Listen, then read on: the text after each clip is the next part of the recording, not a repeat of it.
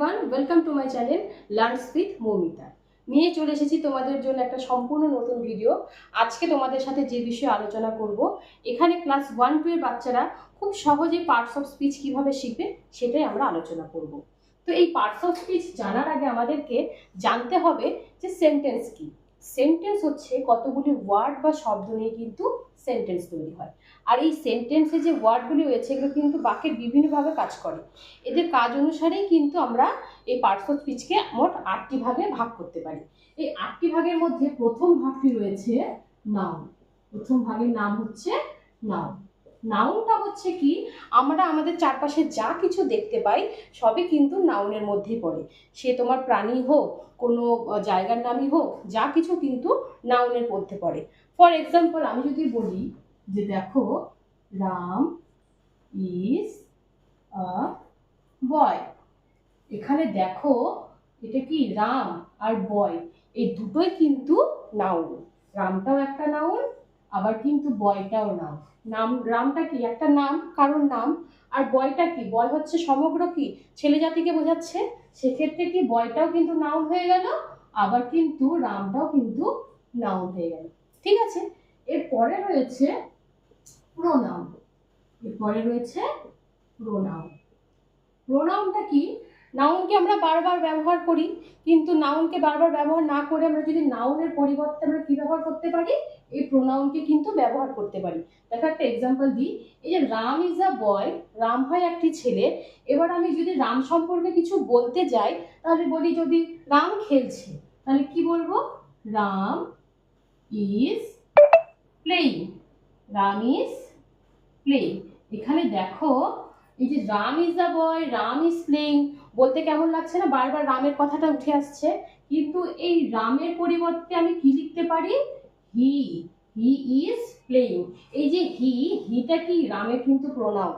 এই রাম যে নাউন আছে, এই নাউনের পরিবর্তে কি বসালাম আমি, হি বসালাম। এরকম আরো আছে, যেমন ধরো মাই, তারপরে ইট, এগুলো রয়েছে, আরো অনেক কিছু রয়েছে প্রোনাউনের মধ্যে। এরপর রয়েছে কি, এরপর রয়েছে অ্যাডজেক্টিভ। কি রয়েছে, অ্যাডজেক্টিভ।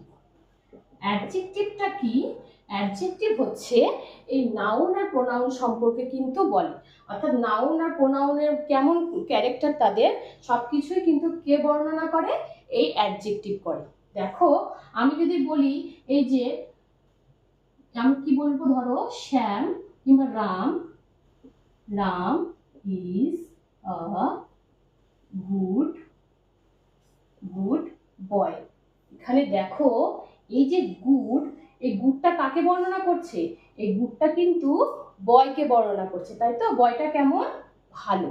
এই যে গুড, এই গুডটাই কিন্তু হচ্ছে অ্যাডজেক্টিভ, এটা কিন্তু নাউন সম্পর্কে বর্ণনা করছে, তাই তো, কারণ আমরা আগে দেখলাম রামও কিন্তু হচ্ছে নাউন, আবার বয়ও কিন্তু নাউন। তাহলে এই দুটোকে কি, নাউনকে কি বর্ণনা করছে, এই যে গুডটা, এই গুডটাই কিন্তু কি হলো, অ্যাডজেক্টিভ হলো। এরকম আরো আছে, যেমন ধরো বিউটিফুল, বিউটিফুল,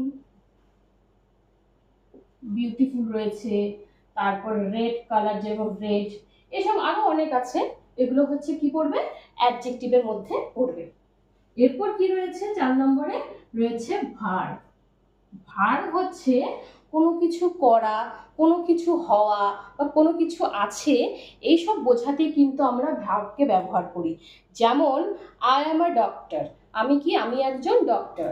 আমি যদি এখানে লিখি আই অ্যাম আ ডক্টর, তাহলে দেখো এখানে কি, আমি হই একজন ডাক্তার। আমি কি বললাম, কোনো কিছু হওয়া, এই যে অ্যামটা রয়েছে, অ্যামটা কিন্তু একটা ভার্ব। আবার যদি বলি আই হ্যাভ আ কার, আবার যদি বলি আই হ্যাভ আ কার, তাহলে দেখো আমার একটা কি আছে, গাড়ি আছে। এই হ্যাভটাও কিন্তু ভার্বের মধ্যে পড়ছে। এরকম এটা কিন্তু বি ভার্ব, হ্যাভ ভার্ব, আর একটা হচ্ছে ডু ভার্ব। ডু ভার্বের পার্টগুলো কিন্তু এই ভার্বের মধ্যেই পড়ছে। নাম্বার 5 কি বলতো, নাম্বার 5 হচ্ছে অ্যাডভার্ব। নাম্বার 5 কি, অ্যাডভার্ব। অ্যাডভার্বটা কি, অ্যাডভার্ব হচ্ছে এমন একটি ওয়ার্ড যা কি করে, অ্যাডজেক্টিভ, ভার্ব, এমনকি সেন্টেন্স সম্পর্ক কিন্তু বর্ণনা করে।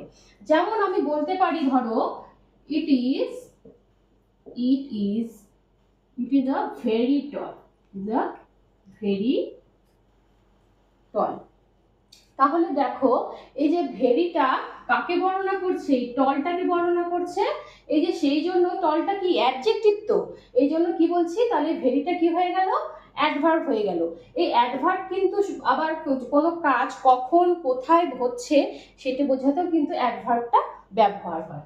এরপরে কি রয়েছে, নাম্বার 6 এ রয়েছে প্রিপোজিশন। এরপর রয়েছে প্রিপোজিশন। প্রিপোজিশন বা প্রোনাউনের আগে বসে অন্য কোনো ওয়ার্ডের সঙ্গে কিন্তু সম্পর্ক তৈরি করে কে, এই প্রিপোজিশন। যেমন ইন, অন, আন্ডার, এগুলো যখন আমরা শুধু প্রিপোজিশন অ্যাডভার্ব নিয়ে যখন আমরা আলোচনা করব তখন কিন্তু আমরা এই সম্পর্কে বিস্তারিতভাবে জানবো। প্রিপোজিশন কি, ইন, অন, আন্ডার, এগুলো কি নাউন বা প্রোনাউনের আগে বসে অন্য কোনো ওয়ার্ডের সাথে কিন্তু সম্পর্ক তৈরি করে কে, প্রিপোজিশন। এরপর কি রয়েছে, এরপর রয়েছে কনজাংশন। কি রয়েছে, কনজাংশন। এই কনজাংশনটা কি, কনজাংশন হচ্ছে কি দুটি ওয়ার্ড বা সেন্টেন্সকে কিন্তু কি যুক্ত করে কে, এই কনজাংশন। যেমন ধরো গীতা, গীতা অ্যান্ড সীতা। তাহলে দেখো এখানে এগুলো কি ওয়ার্ড, তো এই ওয়ার্ড দুটোকে কি যুক্ত করছে কে, অ্যান্ড যুক্ত করছে। আর সীতা, এই দুটো কি দুটো ওয়ার্ড, তো এই দুটো ওয়ার্ডকে কে যুক্ত করলো, এই অ্যান্ড। এই অ্যান্ডটা কি হয়ে গেল, কনজাংশন। এরকম আরো আছে, যেমন বাট আছে, অ্যান্ড, বাট, আরো আছে, এগুলো হচ্ছে কি কনজাংশনের পার্ট। এরপর কি রয়েছে, এরপর রয়েছে নাম্বার লাস্ট ওয়ান রয়েছে ইন্টারজেকশন। কি রয়েছে, ইন্টারজেকশন। ঠিক আছে, ইন্টারজেকশনটা কি, আমাদের মনে কখনো আনন্দ হয়, দুঃখ হয়, এগুলো প্রকাশ করতে আমরা কি ব্যবহার করি, ইন্টারজেকশন আমরা কিন্তু ব্যবহার করি। যেমন ধরো কেউ কিছু হয়তো জিতলো, কোনো কিছু ভালো কাজ করলো, তখন আমরা কি করি, আমরা তাকে বাহবা দিই, তাই তো? তখন আমরা তাকে কি বলি বলো তো, ব্রাভো বলে তাদেরকে কিন্তু আমরা বাহবা দিই।